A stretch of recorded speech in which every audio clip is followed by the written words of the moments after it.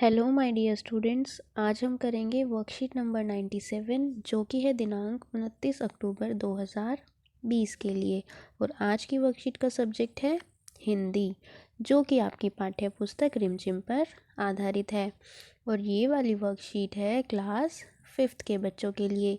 यहाँ आप अपना सेक्शन लिख देंगे, यहाँ आप अपना नाम लिखेंगे और यहाँ अपने टीचर का नाम। तो बच्चों, ये वर्कशीट आपकी पुस्तक में दिए गए पाठ राख की रस्सी के बारे में है। हम राख की रस्सी के बारे में पहले भी पढ़ चुके हैं, आप लोगों ने कहानी पढ़ी होगी। तो चलिए देखते हैं आज राख की रस्सी के माध्यम से हम क्या सीखने वाले हैं। चलिए फटाफट शुरू करते हैं। प्यारे बच्चों, नीचे लिखी पंक्तियों को ध्यान से पढ़िए। पीटर और रीटा दोनों 5वीं कक्षा में पढ़ते हैं। एक दिन उन्होंने पाठ राख की रस्सी पढ़ा और उस पर चर्चा करने लगे। उन्हें यह पाठ पढ़कर बहुत मज़ा आया। वे दोनों उस लड़की की समझदारी से प्रभावित हुए कि किस तरह उसने राख की रस्सी बनाई और लोनपोगार द्वारा बताए गए असंभव से लगने वाले काम को अपनी समझदारी से पूरा कर दिया। ऊपर लिखी पंक्तियों में आए गहरे रंग के शब्द उन्हें, यह, उस, वे, उसने अपनी संज्ञा शब्दों के स्थान पर प्रयोग में लाए गए हैं। तो बच्चों, यहाँ कुछ शब्द गहरे काले रंग से लिखे गए हैं। ये कौन से शब्द हैं? इन शब्दों के बारे में हम पहले पढ़ चुके हैं। एक वर्कशीट थी जो थी सर्वनाम शब्दों के बारे में, और ये जो शब्द हैं ये हैं सर्वनाम शब्द। ऐसे शब्द सर्वनाम शब्द कहलाते हैं। कैसे? जो संज्ञा शब्दों मतलब नाम वाले शब्दों के स्थान पर प्रयोग में लाए जाते हैं उन्हें हम सर्वनाम शब्द कहते हैं। अब हम एक एक करके देखते हैं कि कौन सा शब्द किस संज्ञा शब्द की जगह प्रयोग किया गया है। तो पहला है उन्होंने। तो ये उन्होंने किसके स्थान पर प्रयोग हुआ है? पीटर और रीटा के स्थान पर। यहाँ पीटर और रीटा लिखा है, यहाँ दोबारा ना लिखकर इनकी जगह उन्होंने लिखा गया है। ये है संज्ञा शब्द। और फिर आगे है और उस पर चर्चा करने लगे। उस किसके स्थान पर यूज़ हुआ है? उसका प्रयोग हुआ है राख की रस्सी के स्थान पर। उस पर चर्चा मतलब राख की रस्सी पाठ पर चर्चा। तो ये वाला भी हो गया सर्वनाम शब्द। उन्हें यह पाठ पढ़कर बहुत मज़ा आया। ये उन्हें किसके स्थान पर हुआ है? ये फिर से पीटर और रीटा की जगह यूज़ हुआ है। तो ये है सर्वनाम शब्द। और यह है राख की रस्सी। आगे वे, ये वे इस्तेमाल हुआ है पीटर और रीटा की जगह। पीटर और रीटा संज्ञा शब्द हैं, आप जानते हैं ये हैं नाम वाले शब्द। किसी का नाम है, किसी व्यक्ति का नाम, तो ये संज्ञा शब्द है। और उनके स्थान पर इस्तेमाल हो गया वे, तो ये है सर्वनाम शब्द। और उस लड़की, ये उस किसके स्थान पर इस्तेमाल हुआ है? ये हुआ है उस लड़की के स्थान पर जो लोनपोगार के बेटे को शहर में मिली थी।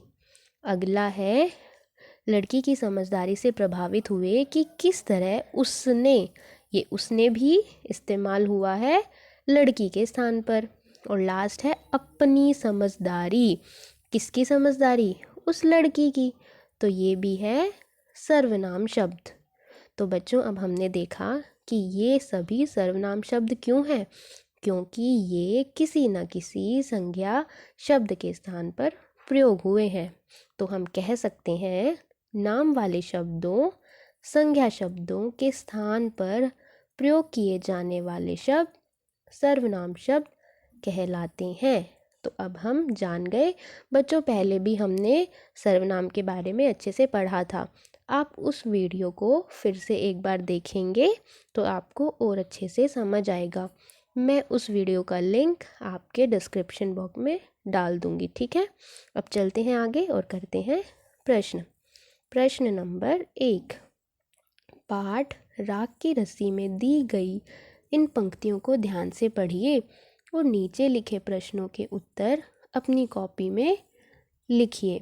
आपको ये कुछ पंक्तियाँ दी गई हैं, इन्हें आप पढ़ेंगे और आपके लिए फिर ये 4 प्रश्न दिए गए हैं जो इन्हीं पंक्तियों के बारे में हैं। इन्हीं में आप इनके उत्तर ढूंढ पाएंगे। तो चलिए एक एक करके हम उत्तर ढूंढते हैं। तो पहले हम अनुच्छेद पढ़ेंगे, पंक्तियाँ पढ़ेंगे। एक दिन लोनपो गार ने अपने बेटे को 100 भेड़ें देते हुए कहा, तुम इन्हें लेकर शहर जाओ, मगर इन्हें मारना या बेचना नहीं, इन्हें वापस लाना 100 जौ के बोरों के साथ, वरना मैं तुम्हें घर में घुसने नहीं दूंगा। इसके बाद उन्होंने बेटे को शहर की तरफ रवाना कर दिया। लोनपो गार का बेटा शहर पहुंच गया, मगर इतने बोरे जौ खरीदने के लिए उसके पास रुपए ही कहाँ थे। वह इस समस्या पर सोचने विचारने के लिए सड़क किनारे बैठ गया, मगर कोई हल उसकी समझ में नहीं आ रहा था। वह बहुत दुखी था। तभी एक लड़की उसके सामने आ खड़ी हुई और बोली, क्या बात है, तुम इतने दुखी क्यों हो? तो पहला प्रश्न है बच्चों, लोनपो गार का बेटा क्या खरीदने के लिए शहर गया था? तो आप यहाँ देख सकते हैं वो किस लिए गया था। लोनपो गार का बेटा 100 जौ के बोरे खरीदने शहर गया था। इसका उत्तर हमने यहाँ से ढूंढा। अब नेक्स्ट क्वेश्चन, लोनपो गार ने अपने बेटे के सामने क्या शर्त रखी थी? क्या शर्त रखी थी? उन्होंने बोला था कि तुम्हें इन्हें लेकर शहर जाओ, तुम इन्हें लेकर शहर जाओ, मगर इन्हें मारना या बेचना नहीं। किन्हें नहीं मारना? जो लोनपो गार ने अपने बेटे को भेड़ें दी थी उनके बारे में उसने बोला कि इन्हें ना तो मारना और ना ही बेचना, इन्हें वापस लाना 100 जौ के बोरों के साथ, वरना मैं तुम्हें घर में घुसने नहीं दूंगा।